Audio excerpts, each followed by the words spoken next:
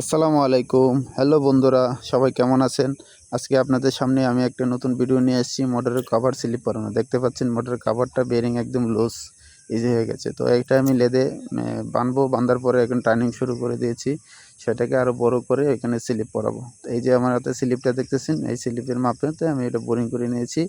এখন এটা জাস্ট এটা মাপ হয়ে গেছে। এখন এটা খুলে ফেলবো। খোলার পর হ্যাঁ, ওটাকে প্রেসার দিয়ে ভিতরে প্রবেশ করাবো। তো দেখতে থাকেন।